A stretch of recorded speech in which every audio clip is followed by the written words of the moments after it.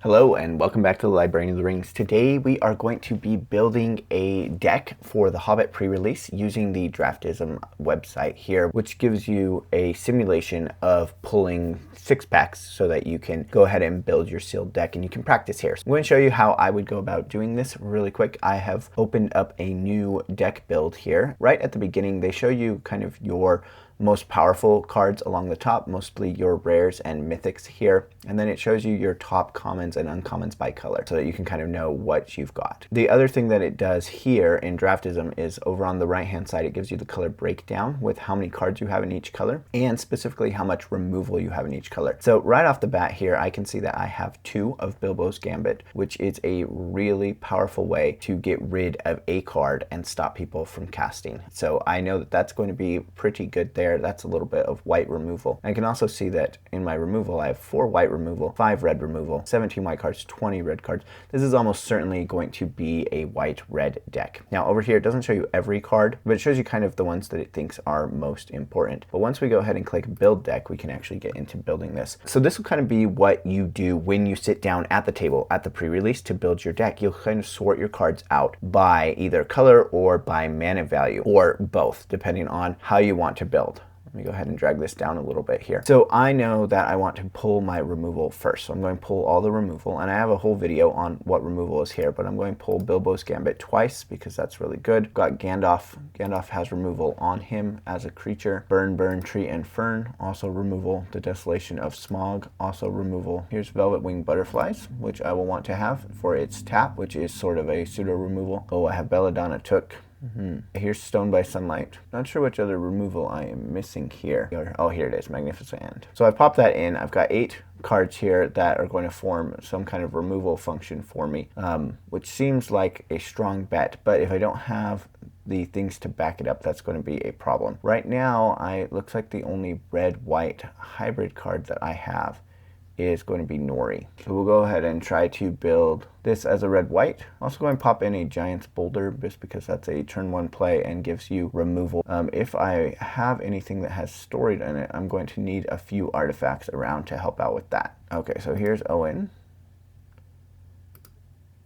I'm just going to dump these in and then sort them out. Put in all my dwarves first. Oh, Pinecone Strike, that's another removal. Definitely want to have that in there. There's Dying, Ironfoot, Ori.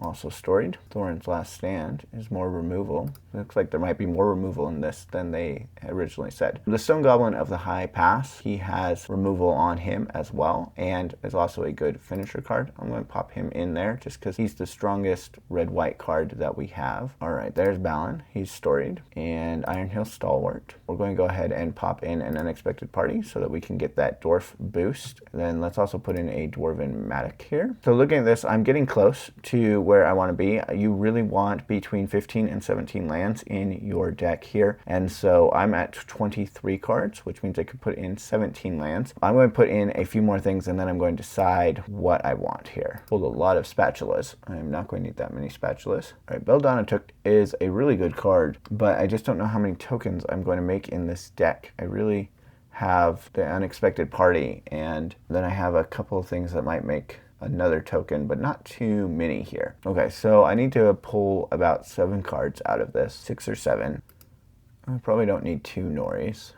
So to get Storied to activate, you need to have 3 of either Legendary Creature, Artifact, or Saga. I currently don't have a lot of Legendary Creatures. That means I won't be activating Storied that much anyway. So we have Owen and Nori, Balin, and Dane, and Ori over here. Not too bad in that case. So you're looking at your curve here and you're seeing where you can play things, and obviously I have a whole lot of 2-drops, which is not bad to have a lot of in a pre-release, but that's probably where I need to get rid of some. Dwarven Provisioner has a late game mana sink, but I'm probably not going to need that. Probably going to drop one of my Owens since it doesn't have an adventure, and I don't have the key which would let me discard a legendary creature to draw cards. See, Smog's Fury. That's a good card, but I also am going to pull that off of Nori here, get first strike on that one. I think I'm going to drop the Desolation of Smog. I have a lot of removal, and I don't have any dragons, so it's not going to help me out very much there. Okay, and we need to get rid of at least 2 more here. Probably don't need 2 Vow of Erebors here. Probably don't need the Ragged Short Spear. We have a bit of other equipment. We have the Well-Worn Spatula,